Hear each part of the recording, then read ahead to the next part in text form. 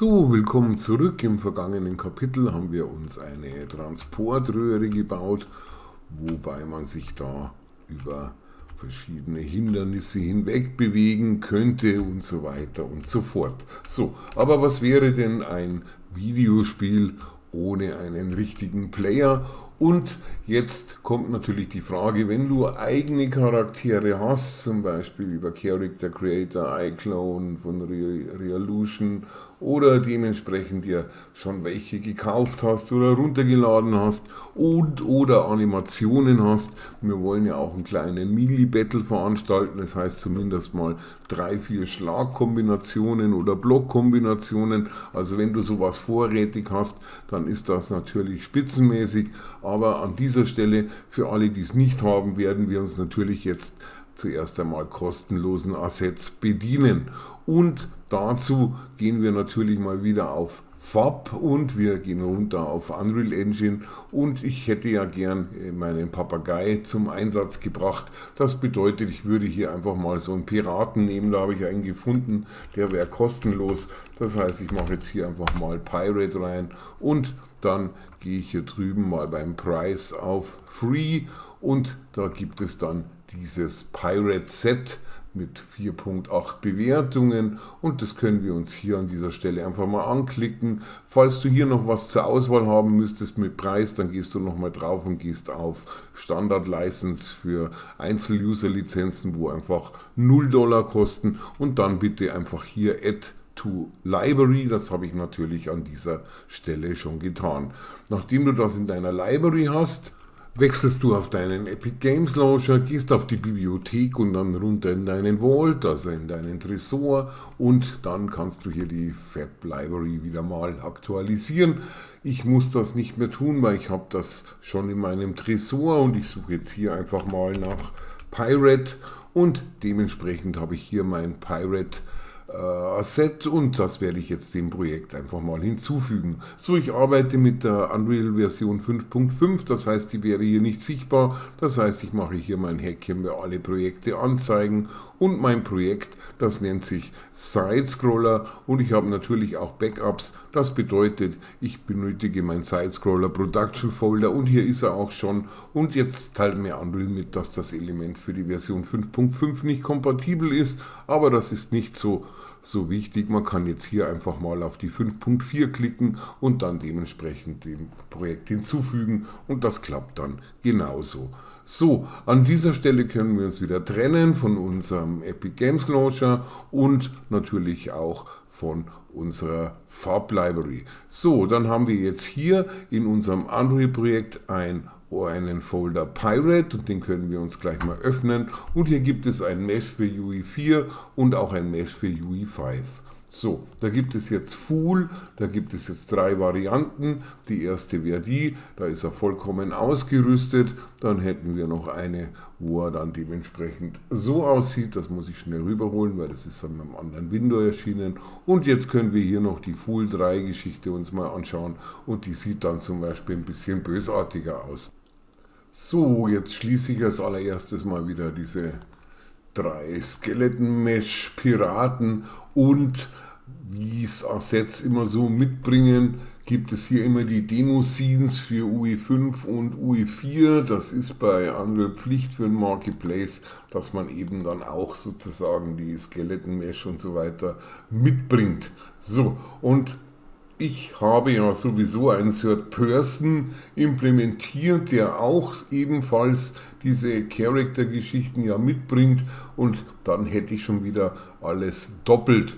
Und aus diesem Grund werde ich jetzt das zuerst einmal aufräumen, das heißt, ich nehme jetzt mal das Mesh UE5 und dann nehme ich mal die Fool-Geschichte und dann sage ich beim ersten Fool 01 rechte Maustaste und ich sage Skeleton und ich sage Assign Skeleton und ich werde mir jetzt einfach mal das assignen, das was wir sowieso mitliefern und zwar das aus unserem Game Character Mannequins Meshes. So, dann klicke ich das an, dann sieht man hier, dass die ja sowieso identisch sind. Das ist ja klar, weil das wurde ja im Asset mitgeliefert und dementsprechend kann ich dann auf Accept gehen.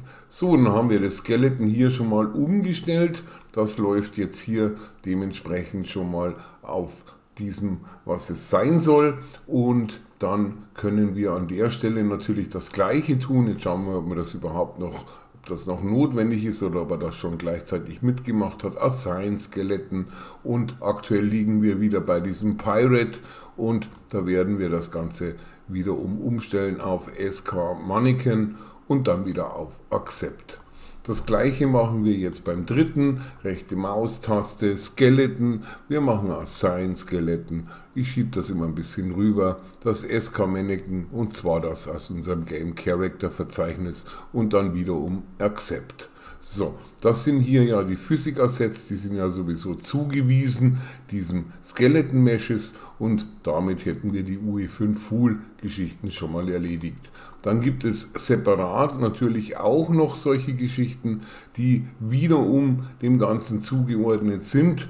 Das bedeutet, die könnten wir jetzt natürlich dann ebenfalls noch umstellen. Das ist natürlich jetzt ein bisschen aufwendiger an der Stelle. Das sind die Skeleton Meshes, und hier hätten wir die Physik Assets. Das bedeutet, wir können hier einfach mal suchen nach Skeleton Mesh. Dann haben wir das schon mal sortiert. Dann können wir das uns alles mal markieren. Dann werde ich mal rechte Maustaste machen, Asset Action, und ich versuche es mal mit einer Geschichte, die heißt Edit Selection in Property Matrix. Und dann können wir 27 Assets uns schon mal reinladen. Dann bekomme ich so ein Fenster hier, das klinke ich mir jetzt hier oben einfach mal ein, und jetzt schaue ich mal, ob ich da was umstellen kann. Skeleton Mesh, und dementsprechend habe ich hier multiple Geschichten hier, und das Skeleton selber liegt auf sozusagen Engine Skeleton Game Pirates. Doch hier oben könnte ich was tun, das heißt, ich suche mir jetzt hier einfach mal, nee, da kann ich jetzt nur rüberspringen. Das wollte ich natürlich nicht, ich wollte es ändern, aber das darf ich anscheinend nicht ändern. Doch hier haben wir was, das ist praktisch, hier gibt es anscheinend einen Knopf, Pick Assets, sehr schön.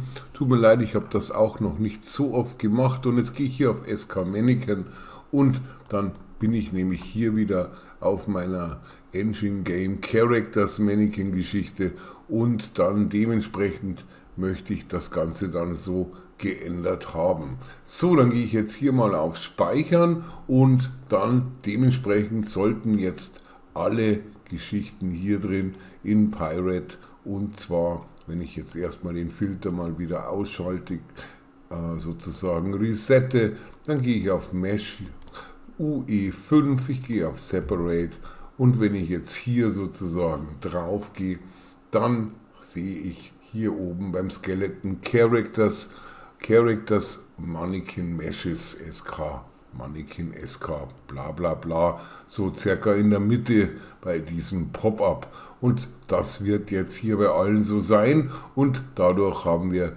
diese Geschichten hier komplett umgestellt. Was wiederum jetzt bedeutet, wir können jetzt einfach von die Demos in UE5 uns einfach mal trennen.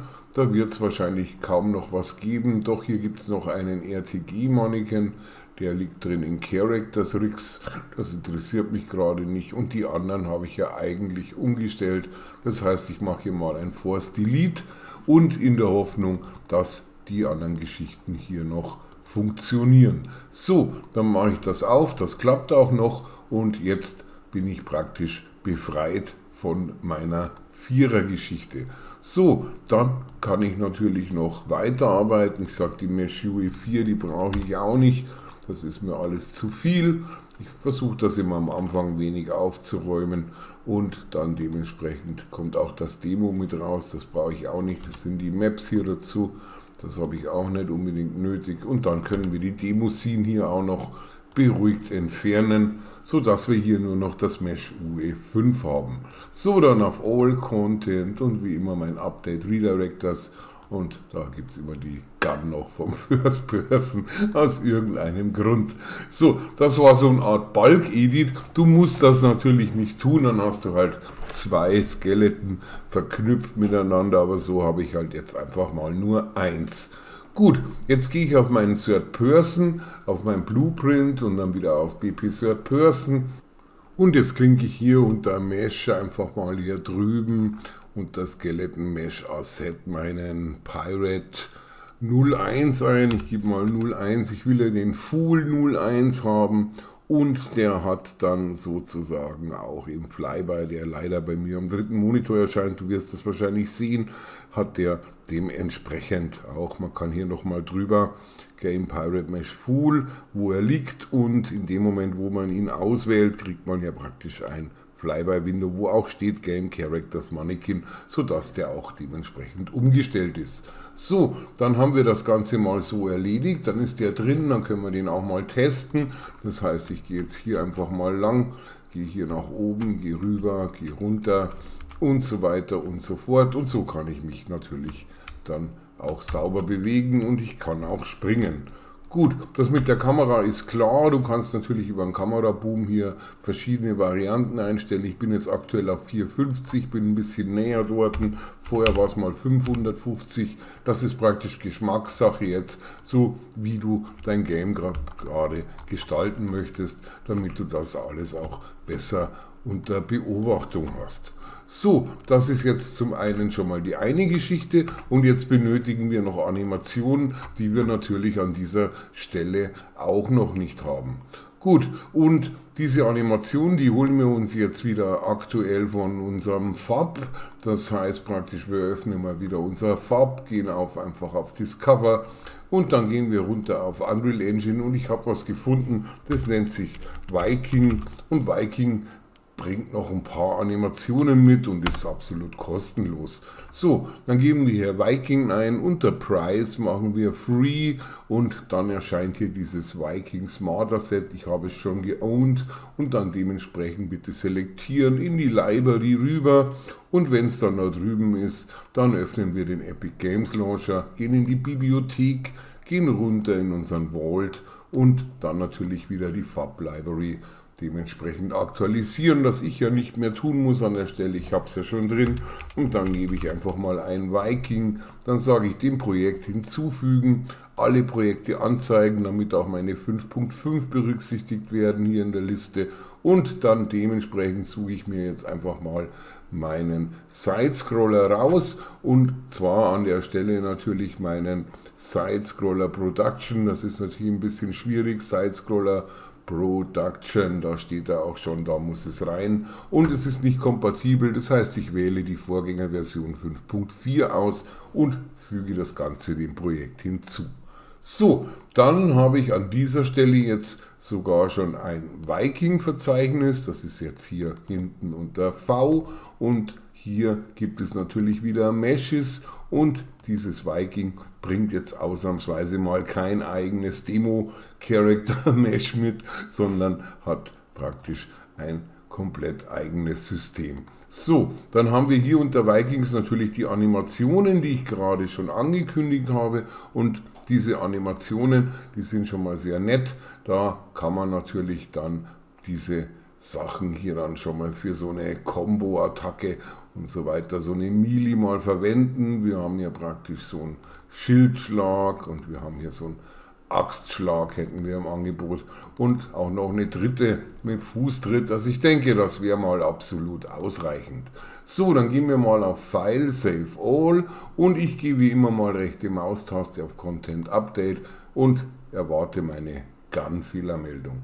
So, dann gehen wir zurück auf Content und jetzt müssen wir unsere Animationen so umwandeln, dass praktisch unser Third Person, unser Money oder Quinn, der ja jetzt auch unseren Piraten verwendet, dass das Ganze dann auch funktioniert. So, und jetzt habe ich mein erstes Problem, dass ich definitiv nicht weiß, was mein Viking sozusagen für ein Skelett hat. Ein Viking-Skelett oder ein UE4 oder UE5. Es benutzt sozusagen was Eigenes, da kann man jetzt definitiv nichts ablesen. Das heißt, ich arbeite mal auf gut Glück und gehe einfach mal auf Characters, auf Mannequin und dann auf Rigs und dann gehe ich auf den Retargeter Mannequin. So, dann haben wir IK Mannequin und dann hier habe ich schon mal voreingestellt Viking, also wenn da aktuell noch was anderes stand wie der Money, dann hier oben bitte den Viking eingeben. Das ist die wir kopieren wollen. Dann sehen wir hier unten in den Asset Browser die sogenannten Animationen, die da dazugehören und dementsprechend laufen die alle auf dieses Viking-Skeleton. Und das wollen wir natürlich jetzt ummünzen in der Hoffnung, dass das Viking-Skeleton auch passen wird. Ansonsten wäre diese ganze Aktion für die Katz sozusagen. So, dann haben wir hier praktisch ein IK Mannequin, also unserem Character Mannequin Verzeichnis, und das Target wäre sozusagen jetzt unser SK Money zum Beispiel. Wir haben ja auch dann, schauen wir mal, SK Mannequin. Wir haben alles auf SK Mannequin umgestellt, glaube ich, innerhalb des Pirates. Schauen wir mal, was es da sonst noch gäbe. Es gäbe das SKM Money. Den Pirate selber haben wir umgestellt auf. Ich schaue nochmal sicherheitshalber nach. Es ist nämlich gar nicht so einfach, weil jeder kleinste Fehler würde dazu führen, dass es einfach nicht funktioniert. So, dann haben wir hier nochmal Fool und der steht jetzt einfach auf SK Mannequin und da lassen wir den auch mal so stehen und dann versuchen wir das auf die Art und Weise. Wenn das Ganze noch auf dem Pirate-Pfad ist bei dir und du das mit dem Bulk-Edit nicht hinbekommen hast, dann musst du das Mannequin nehmen, eben nicht aus dem Game Character Mannequin Verzeichnis, sondern aus dem Pirate Verzeichnis. So, und ich werde das Ganze jetzt einfach auf das SK Mannequin ummünzen. Das sieht aber jetzt aus wie ein UE4. Das möchte ich natürlich an der Stelle jetzt einfach mal nicht. Das heißt, ich gehe noch ein bisschen weiter runter und dann erlaube ich mir jetzt einfach mal den Money zu nehmen. So, jetzt nehme ich mal den SKM Money und dementsprechend kann ich dann unten alle Animationen einfach mal Steuerung A selektieren und hier gibt es Export Selected. Dann mache ich unter Content einen New Folder, den nenne ich mal Animations und dementsprechend kann ich dann auf Export und Override Existing Files lasse ich auf False, das möchte ich nicht, ich möchte sie behalten, der Rest bleibt gleich und dann gehen wir einfach mal auf Export. So, dann sehen wir hier unsere Animationen, schauen wir uns die einfach mal an, wie die denn aussehen. Bei mir geht es permanent am anderen Bildschirm auf. So, das sieht ja schon mal eigentlich ganz brauchbar aus und jetzt natürlich, was das Wichtigste wäre, ob unser Charakter damit agieren kann. Das heißt, wir gehen auf Mesh, wir gehen hier auf Use Animation Asset und wenn wir jetzt hier aufklappen, dann sehen wir, dass wir hier die Viking-Geschichten hier wirklich mitnehmen können und auswählen können. Das heißt, wenn du hier drin eine falsche Einstellung hast, also wenn du praktisch noch das SKM Money verwendest sozusagen oder Mannequin vom Pirate, weil du diesen Bulk-Edit nicht gemacht hast, dann läuft es ja wieder auf dem Charakter und dann passen die wieder nicht zusammen, weil eben die Animationen wieder an dem anderen geknüpft sind. So, also das wäre jetzt die Geschichte von der ganzen Retarget-Sache. Das heißt praktisch, ich habe jetzt hier sozusagen Glück gehabt, dass ich jetzt hier mit meinem Pirate in der UE5-Variante diese ganzen Animationen vollziehen kann. So, dann gehe ich hier oben zurück auf Use Animation Blueprint, weil das Ganze ja dementsprechend auch die Originalanimationen, die ja sowieso beim Charakter mitgeliefert worden sind, benutzt. Und man sieht ja auch hier, wir haben hier nicht die Skin von unserem Piraten, sondern wir haben hier explizit unsere UE5 Demo-Figur zu Gesicht. Ja, und das ist natürlich das Entscheidende an der ganzen Sache. Wichtig ist nur, wenn hier ein Fehler drin ist, dann wird am Schluss das Ganze hier drin nicht angezeigt, in dem Test eben, dass man sagt Use Animation Blueprint und wenn das nicht dabei wäre, dann ist mit dem Retargeting was schief gelaufen. So haben wir es uns leicht gemacht, aber es könnte ja auch sein, dass du eigene Animationen rumliegen hast, das haben ja viele und eigene Charaktere, dann hast du dir praktisch dieses Kapitel eigentlich ja auch sparen können und dann weißt du auch, wie du mit deinen Charakteren und deinen Animationen umzugehen hast. So, jetzt habe ich diese Geschichte da schon mal drin und damit gehe ich erstmal auf Save und wechsle erstmal wieder rüber auf mein Level und dann wie immer erstmal ein Test, ob das Ganze dann auch so funktioniert. Gut, prima. Jetzt habe ich hier oben links eine Meldung, die heißt Texture Streaming Pool over 162.000, irgendwas MIB Budget und das liegt daran, dass Unreal so komfortabel ist und der Grafikkarte 1 GB zur Verfügung stellt und das ist natürlich in der heutigen Zeit etwas untertrieben. Gut, das können wir auch immer lösen, indem wir hier unten bei der Konsole einfach mal eingeben r.streaming.poolsize nennt sich das Ganze, das steht jetzt hier da, r.streaming.poolsize Abstand, und ich gebe dem Ganzen jetzt einfach mal 4096, das heißt, ich gebe mal 4 GB, du kannst auch das Doppelte geben, je was deine Grafikkarte hergibt. So, jetzt können wir uns das Ganze auch mal rauskopieren mit Steuerung C, weil wenn ich jetzt hier Enter mache, dann ist das natürlich weg, aber beim nächsten Neustart ist es natürlich wieder auf 1 GB reduziert, und das werden wir uns jetzt gleich mal ändern, indem wir in unser Side-Scroller-Verzeichnis gehen von unserem Projekt. Wir gehen mal auf die Config, dann gehen wir auf die Default Engine INI, und wenn wir die geöffnet haben, dann sehen wir hier sozusagen unter Script Engine Render Settings, da sind die ganzen R-Punkt-Geschichten drin, und ich gehe dann einfach da ein bisschen runter, und dann kann man dann einfach sozusagen bei den Render Settings kann man einfach das mit reinkopieren. Wir können jetzt einfach sagen, wir gehen ganz unten hin oder egal wohin. Ich gehe jetzt einfach mal mitten rein und sage jetzt hier Steuerung V, r.streaming.poolsize, und dann darf man hier kein Leerzeichen haben. Hier muss ein ist gleich rein, und aufpassen, Groß- und Kleinschreibung ist wichtig an der Stelle. So, wenn wir jetzt einen Neustart, jetzt mache ich mal einen Speichern, so viel Zeit muss sein. Ab jetzt haben wir immer 4 GB zugeordnet. Wenn du von Anfang an mehr machen magst in deiner Applikation, kannst du das natürlich auch. Und dementsprechend kann ich jetzt auch hier sozusagen mal einen Neustart verursachen. Jetzt haben wir die ganzen Animationen, die sollten wir natürlich alle noch saven, ganz wichtig, sonst haben wir die natürlich nicht da. Und wenn ich jetzt einen Neustart durchführe, du musst es jetzt nicht mitmachen, ich möchte nur mal zeigen, dass dieser INI-Eintrag auch fruchtet. Damit kannst du auch kontrollieren, ob das Ganze auch richtig ist. Und dann dementsprechend, wenn es geöffnet ist, dann werden wir ganz kurz in unserem Log-File das Ganze mal kurz überprüfen. Und zwar, ich mache bloß meine 2 Assets wieder auf, die schon auf waren. Und dann haben wir ja hier oben die Geschichte Window. Und unter Window können wir uns sozusagen das Output-Log öffnen. Und hier haben wir unser Output-Log. Und hier suchen wir einfach mal nach Pool-Size. Und dementsprechend steht hier log config set cvar r.streaming poolsize 4096 und ein Warning, dass dieser Befehl, die set by scalability, ist dann ignored, weil es eine niedrigere Priorität hat. Das bedeutet, ich habe mich nicht verschrieben, und ab jetzt habe ich praktisch bei jedem Start dieses Projektes diese 4 GB. Bei jedem anderen musst du es natürlich in die Engine INI neu eintragen. Nur mal so nebenbei. Gut, prima, dann haben wir diese ganzen Geschichten jetzt hier schon mal rum. File Save All brauchen wir nicht, wir haben ja gerade neu gestartet. Und jetzt hätte ich an der Stelle gerne noch ein paar Sachen, weil wir werden jetzt nicht gleich mit den Kämpfen anfangen. Ich würde jetzt gerne mal noch so eine Crouching-Funktion einführen, also zum Beispiel Crouch Idle und Crouch Walk. Und die habe ich bis jetzt auf FAB nicht entdecken können. Das heißt, die werde ich mir jetzt ganz altmodisch mal über Mixamo besorgen.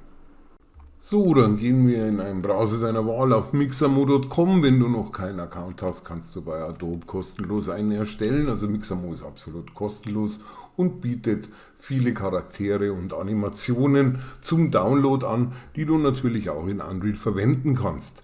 So, jetzt ist die Geschichte so, wenn du das Ganze runterlädst, dann musst du natürlich wieder retargeten und das Ganze wieder anpassen jetzt an unseren Pirate Player, und ich habe da einen Trick zumindest für PC-User. Für Mac gibt es diese Software noch nicht. Das ist sozusagen der Mixamo Converter. Einfach bei Google zum Beispiel Mixamo Converter eingeben. Dann gibt es von Terrible Studio aus Frankreich sogenannten Mixamo Converter. Definitiv auch kostenlos, und den kann man hier ganz simpel mal downloaden, hier oben rechts. So, wenn man das Ganze entpackt hat, sieht das Ganze so aus und da haben wir dann praktisch unseren Mixamo-Konverter als Anwendung und hier gibt es Incoming und Outgoing und so weiter und so fort und hier sind unsere Mannequins drin. Und wir haben jetzt hier sozusagen den Money und den Quinn für Unreal Engine 5. So, jetzt schaue ich einfach nochmal bei mir kurz nach, was ich denn da verwende. Ich vergesse das momentan aktuell immer.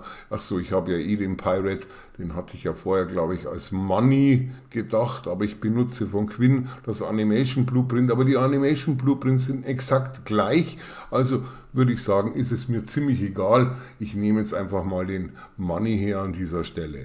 So, dann gehe ich jetzt einfach nochmal hier drauf, auf diese Geschichte hier. Hier habe ich meinen offiziellen Money für Unreal Engine 5 und jetzt kann ich natürlich wieder auf Mixamo gehen und dann muss ich dann erstmal hier mal closen, diese Add und dann gehe ich rüber auf Mixamo. Das Programm habe ich ja schon downgeloadet und jetzt sage ich einfach mal Upload Character und jetzt lade ich aus diesem Mixamo Converter Programm aus dem Ordner einfach mal den Money hinauf. Ich nehme jetzt mal nicht den Simple oder den Money, ich nehme den Money Simple, ich glaube, das tut sich nichts. So, jetzt lade ich mir den Money einfach mal rein, dann habe ich den schon mal drin.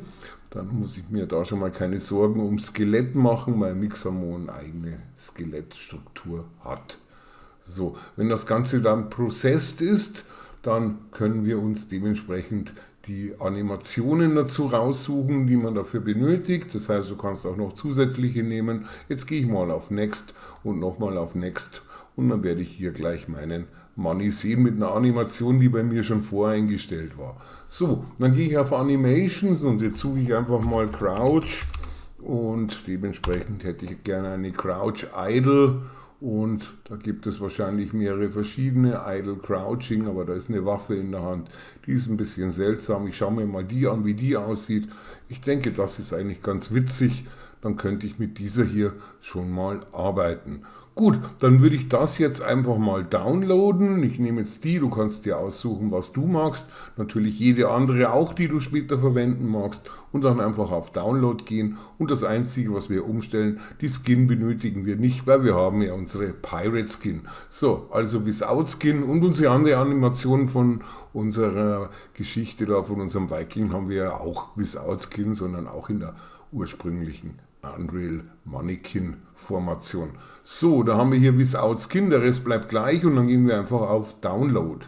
So, das wäre jetzt mein Idle im Crouch und dann hätte ich gern noch eine Crouch Walk. Mein Crouch Run macht ja wenig Sinn und dann dementsprechend suche ich mir da auch noch eine aus. Jetzt muss ich mal schauen, was es da so alles gibt. Momentan sieht alles sehr, sehr seltsam aus. Jetzt schaue ich mal hier oben, vielleicht muss man das einfach mal anklicken. Walk right, walk, crouch, walking, das ist mit Waffe in der Hand. Crouch, walk, left, forward und so weiter. Da müssen wir jetzt einfach mal ein bisschen suchen. Crouch, walking, stop. Gibt es nicht einfach eine Crouch, walk, forward? Da haben wir eine Crouch, walk, forward. Und immer aufpassen, wenn das so ist, dann in place, weil wir bewegen unseren Charakter in Unreal. Ich denke, ich werde mich gleich mal für die entscheiden, die gefällt mir eigentlich ganz gut. Mit Waffe habe ich es jetzt gerade nicht so als Pirat, der wird wahrscheinlich jetzt erstmal mit Säbel oder Schwert arbeiten. Das heißt, diese Crouch Walking, die werde ich jetzt downloaden. Ich gehe auf Download, die Einstellungen bleiben gleich, Without Skin haben wir ja vorher schon umgestellt und dann gehen wir wieder auf Download. So, dann befinden sich jetzt beide Assets innerhalb meines Download-Folders. Und jetzt muss ich praktisch wieder in meinen Mixamo-Konverter, da bin ich ja eh schon drin, da gehe ich mal eins zurück, damit ich da praktisch jetzt rauskomme aus meinen Mannequins FBX-Geschichte, die ich mir hochgeladen habe. Und da habe ich hier einen Ordner, der heißt Incoming FBX. Da liegt was drin, das lassen wir so wie es ist. Hier sind meine 2 Downloads, die schiebe ich mir jetzt einfach mal in den Incoming hinein. Dann gehe ich rüber auf den Konverter, dann können wir uns hier oben schon mal von dem Browser trennen. Dann klicken wir einfach nur noch den Mixamo-Konverter an. Dann steht hier Left Click to Continue und hier oben Enter the Conversion Process. Wir müssen hier nichts mehr einstellen, wir haben ja unseren 5er hochgeladen in Mixamo. Dann gehen wir einfach runter, ignorieren ein paar Werbeblöcke und hier sind diese beiden Animationen. Hier könnten wir noch die Root Motion nachträglich noch irgendwie verändern, aber wir haben ja sowieso bei der einen in place gemacht, das heißt, das passt alles. Wir können uns auch noch von einer trennen, wenn wir möchten, und dann hier unten steht Click here to convert the animations und ready to be converted. So, dann klicken wir hier drauf und das war's schon. Hier steht schon mal successfully converted, das heißt, wir können uns von dem Converter trennen, und hier haben wir die outgoing FBX und da sind sie auch schon drin. Das bedeutet, wir können jetzt hier ganz simpel einfach mal umschalten auf unseren Level. Wir gehen auf unseren Animation-Ordner, den haben wir uns ja vorher schon angelegt, und dementsprechend gehe ich nochmal in den Outgoing, in meinen Explorer, nehme die beiden Animationen und ziehe die einfach definitiv einfach mal hier rein. So, dann habe ich die hier drin und dann werde ich noch gefragt, kriege ich noch ein paar Abfragen und so weiter, und das Skeleton wird natürlich auch gefragt, und jetzt sind wir wieder dran, dass wir uns erinnern, was wir da verwenden, und wir verwenden eigentlich das SK Mannequin Skeleton selber von Unreal, und zwar wieder aus dem Path Game Characters Mannequin UE4 haben wir natürlich gleich wieder ein Problem, dann brauchen wir das da oben, das Mannequin selber ohne UE4, und dann selektieren wir das an und dann machen wir hier den Import, und dann sehen wir auch schon, dass diese beiden Animationen schon da sind, und per Doppelklick können wir uns dann auch überzeugen, dass die ganze Geschichte auch funktioniert. So, jetzt sollten wir diese Dinger natürlich auch wieder sehen. Das ist auch wichtig, damit wir wissen, ob wir das auch richtig konvertiert haben. Das heißt, wir gehen hier wieder User Animation Blueprint Asset, und jetzt sollten wir an dieser Stelle dann auch unsere Crouch-Geschichten haben, und ich hoffe, das wird so sein, und jetzt suche ich mir hier einfach mal die Sachen raus, und hier steht schon Crouch Idle, das kann ich mir hier drüben jetzt anschauen, das funktioniert, das hat geklappt, und hier ist Crouch Walk Forward, das sieht genauso gut aus. So, ist doch einfach, mit diesem kostenlosen Konverter kann man super arbeiten, spart man sich einen Haufen Arbeit innerhalb der Engine selber. So, dann wieder zurück auf unser Animation Blueprint, damit das Ganze wieder in der Idle-Position ist, und dann gehen wir auf Compile und auf File Save All, weil wir ja was zusätzlich importiert haben. Gut, ich wie immer mit meinem Spleen, ich gehe auf Content und dann Update Redirectors, und das eine ignorieren wir, weil wir lassen ja unseren First Person einfach noch drin. Wir könnten ihn ja, wie gesagt, langsam auch mal entfernen. So, dann haben wir die Geschichte schon mal drin, und jetzt müssten wir uns sozusagen das Crouching noch in unsere Steuerung mit implementieren. So, und dazu legen wir uns eine neue Input-Action an, das heißt, ich gehe auf Content, wir haben ja alles unter unserem Ordner Third Person, und hier gibt es Input und hier gibt es die sogenannten Actions. So, da haben wir schon Jump, Look und Move, und dann machen wir rechte Maustaste, wir gehen auf Input, Input Action, und das nennen wir jetzt einfach mal IA, und zwar _ Crouch. So, das wird unser IA Crouch, mehr müssen wir damit gar nicht tun, selbst wenn wir es öffnen, das bleibt so, wie es ist. So, dementsprechend kann ich das auch wieder schließen, ich wollte es nur mal kurz geöffnet haben, und dann gehen wir hier eins zurück auf Input und öffnen die IMC Default. So, in der IMC Default gibt es die sogenannten Mappings, da haben wir auch diese Input Actions schon mit drin, und hier gehen wir auf Plus, und wir wollen an dieser Stelle praktisch unser Input Action Crouch integrieren. Dann gehen wir auf den Pfeil nach unten, und hier sehen wir, dass wir hier noch keine Taste oder irgendwas belegt haben. Ich würde jetzt für Crouching die Taste C nehmen. Das bedeutet, entweder suche ich mir das Ganze hier raus, oder ich bin faul und mache es mir bequem. Ich klicke einfach drauf, bis das Ganze so leicht orange erscheint, und dann drücke ich am Keyboard die Taste C, und dann ist das Ganze schon hinterlegt. So, dann können wir jetzt hier wieder auf Speichern gehen und uns von dem Ganzen trennen. So, dann gehen wir in den Event Graph, und jetzt haben wir hier ja den Jump, wir haben ja hier schon mal unsere Transport Tube mit drin, und jetzt käme das Crouching, das heißt diese Tube, die werden wir ein bisschen nach unten fahren, damit die Steuerung ein bisschen beieinander bleibt, und jetzt können wir diese Input-Geschichte uns auch reinholen, das heißt rechte Maustaste, wir machen IA _ und dann zum Beispiel Crouch, und wir benötigen nicht die Value, sondern die Event Action, und das bekommen wir über diese Geschichte. So, dann klappen wir hier auf, weil wir müssen uns jetzt entscheiden, was wollen wir tun. Also ich möchte gern crouchen, wenn die Taste C einmal drücke, dann soll ich auch gecroucht bleiben. Wenn ich wieder um C drücke, dann soll er wieder aufstehen. Es gibt auch Leute, die wollen die C gedrückt halten und dann solange sie gedrückt halten, dann sozusagen ist er gecroucht. Aber finde ich ein bisschen unsinnig.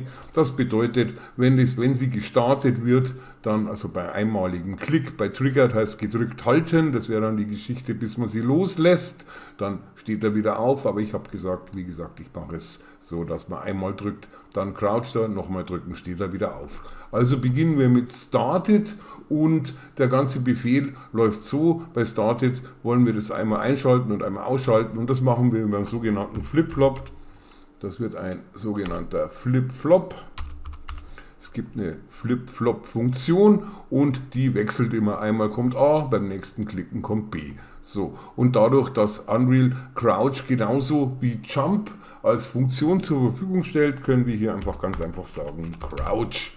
So, dann haben wir hier Crouch, Target ist Character und beim nächsten Klicken ist es dann sozusagen Uncrouch. So, und dann gibt es hier noch ein Uncrouch.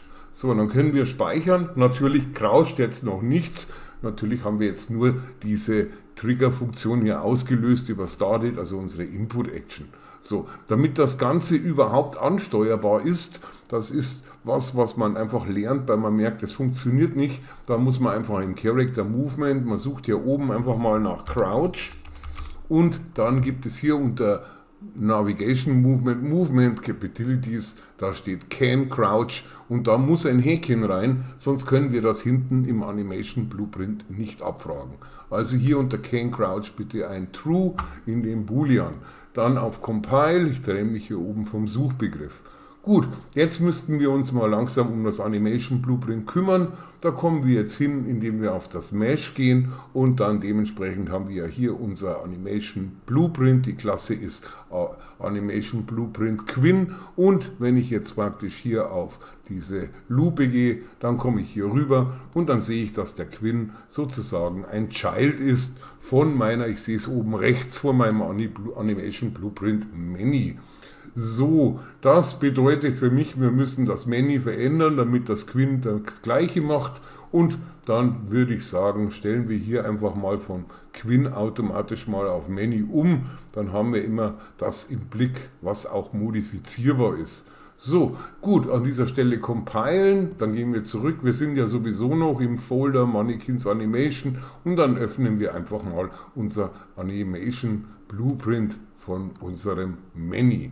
Gut, das sieht jetzt so aus. Wir haben hier einen Event-Graph und einen Animation-Graph. Wenn diese beiden hier nicht bei dir erscheinen, kannst du hier drüben auf Event-Graph gehen und hier auf Animation-Graph. Das kommt dann aufs Gleiche raus. Weil manchmal passiert es, dass die Dinger hier, man sieht es, jetzt habe ich zwei Event-Graph, aber keinen Anim-Graph mehr und so weiter und so fort. Dann Notlösung, hier drüben gibt es diese beiden Knöpfe dann nochmal zusätzlich. So, gut, was müssen wir jetzt tun? Wir müssen jetzt sozusagen einerseits mal im Event Graph das Ganze implementieren und zum anderen auch im Animation Graph.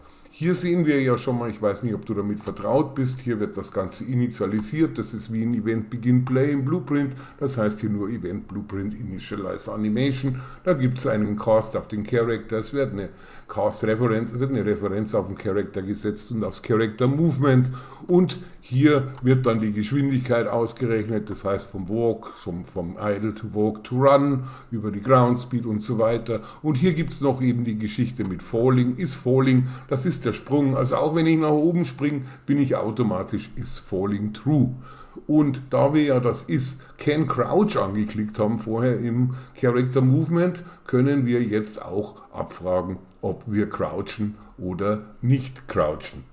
So, und Unreal sei Dank kommt der Crouching State ebenfalls aus den Movement-Komponenten, der wie gesagt hier oben aus dem Character Movement eine Referenz schon gebildet worden ist bei der Initialization und jetzt können wir hier unten praktisch bei der Sequence weitermachen. Das heißt, wir adden hier einen Pin bei der Sequence, Send3 und dann ziehen wir hier einfach raus. Das bedeutet, wir werden unten erst aufbauen und dann verknüpfen. Das bedeutet auch, wir wir brauchen eine neue Variable, die heißt isCrouching und die legen wir uns hier unten links an, Variable, wir gehen auf Plus und die nennen wir dann einfach mal isCrouching. So, dann haben wir isCrouching als Boolean und dann müssen wir kompilieren, damit diese Variable dann auch gültig ist. So, Unreal hat bei seinem eigenen Animation Blueprint die Geschichten in Essential Movement Data gelegt, dann sollten wir unsere isCrouching ebenfalls darüber legen und das können wir tun, indem wir hier drüben rechts einfach mal unter der Kategorie hier umschalten und dann schalten wir um auf Essential Movement Data. So, die haben hier zwei verschiedene, das ist natürlich auch ganz witzig, ich hoffe, wir haben die richtige, das ist die obere, haben sie sich einmal vertippt, ohne Leerzeichen. So, ich habe die richtige erwischt, man sieht hier, es ist schön sauber eingereiht, weil man kann seine Variablen auch schön sortieren, damit es dann, wenn es mehr werden, auch übersichtlicher bleibt. So, jetzt haben wir hier isCrouching und das können wir jetzt rausziehen mit einem Set isCrouching, das haben wir jetzt hier draußen. Das heißt, wenn wir jetzt zum Beispiel die Steuerung-Taste drücken, kriegen wir ein Get, dann sparen wir uns das und mit der Alt-Taste und Drag and Drop kriegen wir ein Set, dann können wir uns diese Auswahlfunktion auch sparen, nur so nebenbei. So, jetzt haben wir ein isCrouching, das bedeutet, wir brauchen wieder unseren Movement-Komponenten, den müssen wir uns natürlich auch wieder rausholen, der wird wahrscheinlich hier in der Referenz sein und dann ziehen wir uns den Movement-Komponenten raus mit Get und dann können wir einfach abfragen, ob das ganze Crouching passiert. Das funktioniert wie mit isFalling, das heißt die Funktion existiert, die heißt isCrouching. So, dann haben wir isCrouching und dann können wir die Return Value in isCrouching reinsetzen. So, jetzt haben wir immer so ein lästiges Overlay mit No Entries Match. Das ist natürlich für Debug und das ist immer sehr lästig, wenn das sich so überblendet, dann sieht man nicht genau, was man macht. Das kann man ganz einfach hier oben in der Mitte ausschalten, wo Preview Instant steht. Da gehen wir einfach auf No Debug Object Selected und dann ist das Ganze weg fürs Erste. So, dann haben wir jetzt hier die Geschichte und das würde nur funktionieren, wenn wir da vorne eben diese Sache da mit Can Crouch auch wirklich mit True bejaht haben im Character Movement. Sonst würde das Ganze nicht funktionieren. So, jetzt ziehen wir von der Dreier-Pin einfach hier rein. Dann sind wir hier drin und per Doppelklick können wir so eine Art Reroute-Node uns erzeugen und die ziehen wir uns dann so runter, dass das Ganze ein bisschen sauberer ist. So, dann gehen wir auf Kompilieren und diese Sequenz macht nichts anderes. Erst wird das abgehandelt, dann das, dann das, dann das. Man könnte aber auch alles hintereinander machen, das käme aufs Gleiche raus, aber dann wäre der ganze Code etwas unübersichtlich. So, dann würde ich vorschlagen, ziehen wir das Ganze noch ein bisschen nach unten und geben dem Ganzen auch einen Kommentar. Das macht man, indem man das Ganze selektiert, die Taste C drückt und dann können wir hier reinschreiben, da schreiben wir jetzt das gleiche wie oben rein, Set und dann haben wir isCrouching, genau, from the movement component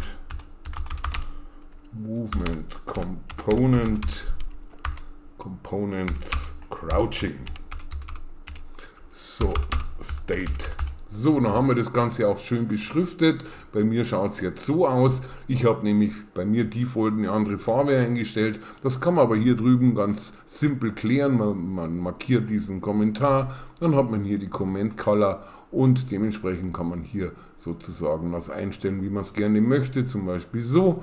Und wenn einem eine Farbe jetzt gefällt, dann kann man sie auch hier oben reinziehen, dann hat man sie fürs nächste Mal auch vorrätig. Das heißt, ich könnte ihm jetzt noch so ein Grün mit dazu tun und dann habe ich bei allen Color-Pickern sozusagen meine Default-Colors schon mal vorab zur Auswahl und muss nicht jedes Mal nachschauen, wie genau exakt die RGB-Werte waren. So, dann gehe ich jetzt einfach mal auf Okay, da sieht man, das ist mein Code jetzt und jetzt muss diese Variable isCrouching natürlich noch abgehandelt werden und das machen wir drüben im Animation Graph. Da wechseln wir jetzt einfach mal rüber. Wie gesagt, wenn es hier nicht erscheint, dann hier drüben kann man es auch aufklicken. Und jetzt muss man das Ganze erstmal verstehen. Wir haben hier eine Locomotion. Die Locomotion hat ein Entry. Hier ist die Idle-Animation mit drin. Wenn man da draufklickt, hier wird geidelt. Hier wird der Player sozusagen einfach nur idlen. Das kennen wir ja schon aus unserem BP Third Person Character. und dann geht es hier rüber über eine sogenannte Transition Rule, Should Move und dann kann er von Idle to Walk and Run und das Ganze wird über einen Blend Space abgewickelt. Das heißt, wenn man die mal doppelklickt und ich drücke jetzt zum Beispiel die Taste Steuerung, nur die Taste Steuerung und bewege die Maus, dann geht dieses grüne Kreuz mit und dann sieht man hier aufgrund des Tempos gehen diese Animationen fließend ineinander über, von langsam zum Rennen. So, das ist ein sogenannter Blend Space, der hier angesteuert wird an dieser Stelle und dann dementsprechend geht das Ganze hin und her. So, jetzt fragt man sich, wo kommt der Sprung jetzt rein? Der Sprung ist in den Main States verankert und zwar läuft das Ganze so ab, es wird praktisch eine Cache Pose gespeichert. Das heißt, der Zustand, der hier drin ist, von Idle, Walk to Run, wird gecached in diese Locomotion. Der Name ist frei wählbar, kannst du nennen, wie du magst. Und dann gibt es diese Main States. Und diese Main States gehen auch wieder mit Entry, kommen dann in die Locomotion, die irgendwas sein kann zwischen Idle, Walk und Run. Und dann haben wir hier dementsprechend sogenannte, wie nennen sie sich schön, State-Aliasse.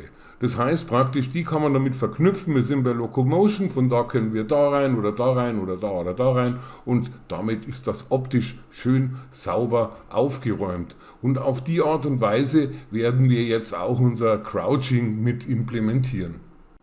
Und dazu werden wir uns zuerst einmal einen Blend Space anlegen, das heißt kompilieren, wir gehen auf unseren Level, wir haben uns ja so einen schönen Ordner Animations angelegt und in diesen Animations Ordner, da werde ich auch den Blend Space mit reinpacken, weil da das Ganze ja zu den Animationen dazugehört. Das heißt, wir machen hier rechte Maustaste, dann gehen wir hier auf Animation und hier unten gibt es noch bei Legacy, also das wird irgendwann mal auslaufen, ein Blend Space 1D, der reicht aber vollkommen aus für unsere Zwecke. So, wir nehmen ein Blend Space 1D und jetzt müssten wir uns natürlich noch dementsprechend wieder unser Skelett aussuchen. Das ist das, was wir zur Auswahl haben und ich denke, wir nehmen wie immer unser SK Mannequin, das ist ja in Game Characters Mannequin Meshes. So, dann haben wir hier unseren Blend Space 1D und den nennen wir jetzt einfach mal BS und zwar nennen wir den Underscore und dann Crouch. Oder wir nennen ihn gleich mal Pirate Crouch, vielleicht croucht auch noch was anderes.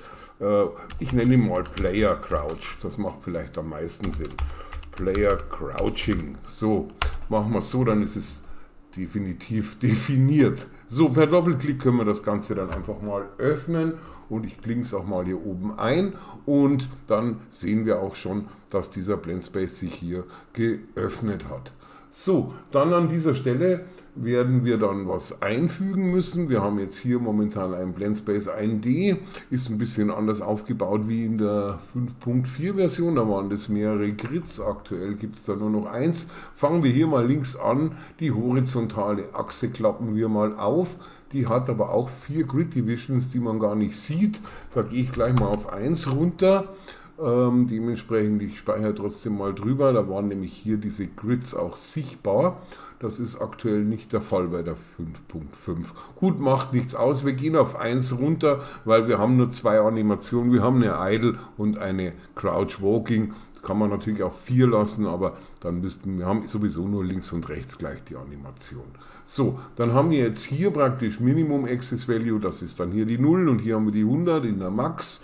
Und der Name ist praktisch, wir wollen ja auf Geschwindigkeit gehen, aber das ist Freiwahl der Waffen. Ich nenne es als Speed, damit ich weiß, was ich damit meine.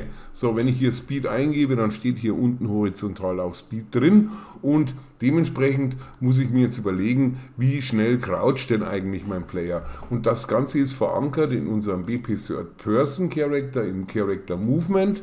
Und wenn das manchmal so zusammengeklappt ist, kann man hier beim Rädchen sagen Expand All und dann sind wir wieder soweit. So, wenn wir hier ein bisschen runtergehen, dann kommt hier Character Movement Walking, da haben wir aktuell Max Walk Speed 500 und hier ist die Max Speed Crouch, die steht aktuell auf 300. Die können wir natürlich jetzt auf 300 lassen oder wir sagen hier einfach, nee, wir haben ja Max Walk Speed haben wir 800, weil wir einen Sidescroller haben. Dann haben wir ja hier praktisch Max Walk Speed Crouch 300. Ja, lassen wir ihn langsam laufen, können wir immer noch nachdefinieren. Dann machen wir das Ganze auf 300. Das merken wir uns. Wir gehen zurück in unseren Blend Space und sagen Maximum Achse ist 300. Das muss man halt variieren, wenn man möchte. Wenn man das nachher erhöht, es gibt hier ein sogenanntes Wrap-Input, das heißt, wenn das Ganze praktisch false ist, dann ist es geklemmt, das heißt zwischen 0 und 300, und wenn man das auf True setzt, dann kann es auch über 300 gehen, da muss man nicht ständig nachschauen, was habe ich eigentlich in der BP-Person im Character Movement hinterlegt. Aktuell wissen wir, Max Crouch Speed ist 300, also lassen wir das Ganze mal so stehen. So, jetzt bei 0 wollen wir natürlich ein Crouch Idle, das haben wir da, und das kann ich jetzt so rausziehen per Drag and Drop, und wenn ich da in der ersten Hälfte bin, drüben links, und dann die Shift-Taste drücke, dann tut sich das gleich direkt hier anordnen und einordnen direkt bei 0,0, und das gleiche mache ich mit der Walk Forward Crouching. Da gehe ich in diese Hälfte, drücke wieder um die Shift-Taste und lass los. Dann habe ich hier Speed 300 und jetzt habe ich es falsch gemacht, jetzt muss ich es direkt selber rüberziehen. So, wenn ich die Steuerung-Taste gedrückt halte und die Maus einfach nur fahre, dann sehe ich, dass mein Charakter dann von Idle auf Crouch Walking übergeht, und das war es an dieser Stelle eigentlich schon, was wir hier vorhaben. Gut, dann können wir das abspeichern, wir haben unseren Blend Space sozusagen fertig und wechseln wieder in unseren Animation Blueprint. So, und jetzt werden wir das Ganze so hübsch aufbauen, wie es Unreal auch immer vorgibt. Das heißt, wir werden uns erstmal so einen Alias schaffen. Das heißt, wir machen hier mal rechte Maustaste und dann Add State Alias, und den nennen wir einfach mal Crouching. So, das wird unser Crouching Alias. Das heißt praktisch von Locomotion kannst du einfach hingehen, und das ist natürlich sinnvoll, aber da kannst du natürlich nur hin, wenn man das auch selektieren, und da hat man hier drüben schön die Auswahl von wo komme ich nach wo. Ich komme von Locomotion, da kann ich dann drauf zugreifen. Das heißt, wir machen hier einfach ein Häkchen rein. So, dann ziehen wir hier rüber, weil wir wollen ja jetzt auch unseren Blend Space mit aktivieren. Das heißt, wir machen hier einen Add State, und der State heißt einfach mal, kann man auch nennen, wie man möchte. Ich nenne es jetzt mal Idle-Walk und dann dementsprechend Crouched zum Beispiel. Das ist mein Idle Walk Crouched, und man sieht hier schon, hier kommt schon die erste Transition Rule, und das heißt, wann geht es denn hier rüber und wann nicht. So, wie du dich erinnern kannst, wir haben ja hier unten jetzt eingeführt, wenn er croucht, das wird ja vorne definiert über die Taste C, dann wird dieses Set Crouching auf True gesetzt, und da haben wir jetzt nichts großartig zu tun. Wir gehen jetzt einfach hier in diesen State, der hier von dem Alias darüber geht, den klicken wir hier doppelt, und dann sagen wir einfach is Crouching mit Get. Und dann, wenn das ist dann True, ist ja ein Boolean, wenn es True ist, können wir hier rein.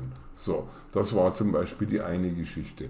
Und jetzt müssen wir natürlich hier auch wieder rauskommen, das heißt, wir ziehen von hier nach hier, machen wieder eine Transition Rule, die können wir wieder doppelklicken, und dann sagen wir wieder is Crouching, aber diesmal ist es praktisch nicht True, sondern hier machen wir ein Not mit rein, also Not Bool, wenn man eingibt, kommt ein Not Boolean, und dann dementsprechend, wenn es False ist, dann können wir hier auch wieder raus. So, das war schon mal die Geschichte. Hier gehen wir rein mit is Crouching, und hier haben wir Not is Crouching. Und jetzt müssen wir lediglich natürlich noch unseren Blend Space hier verankern. Das heißt, wir klicken hier doppelt. Hier haben wir ein Output Result, ist momentan eine Node, weil ja nichts da ist. Und an dieser Stelle können wir hier drüben beim Asset Browser, da suchen wir unseren BS Blend Space Player Crouching. Den ziehen wir entweder raus und verknüpfen oder eventuell gleich hier rein. Dann sparen wir uns den Link, weil er dann automatisch verlinkt. So, und die Geschwindigkeit, die machen wir abhängig von unserer Ground Speed. Die ziehen wir uns hier drüben raus und hängen sie einfach mal hier mit rein. So, und dann gehen wir jetzt mal auf Compile und Save, und dementsprechend wäre diese Geschichte dann schon abgeschlossen. So, dann könnten wir das Ganze eigentlich gleich mal testen. So, dann bin ich mal gespannt. Ich gehe mal auf Play, und jetzt kann ich laufen, und wenn ich die Taste C drücke, dann gehe ich in den Crouch Idle Modus. Dann kann ich wieder mit D und A mich im Crouch Walk Modus bewegen, und wenn ich wieder C drücke, dann erhöht sich auch wieder meine Geschwindigkeit auf 800, und wenn ich die C-Taste drücke, auf 300. So haben wir es ja auch eingestellt in der Walk-Geschichte im Character Movement und auch im Blend Space, damit die Überblendungen sauber aussehen. So, das sieht doch schon mal ganz witzig aus. Jetzt können wir auch crouchen und können irgendwo unten durchkriechen. Das macht ja schon mal Sinn. Da haben wir wieder eine kleine Funktionalität für unser Prototyping geschaffen. Und ich würde sagen, das war's jetzt für dieses Kapitel und ich hoffe, es hat dir Spaß gemacht und dann bis zum nächsten Mal.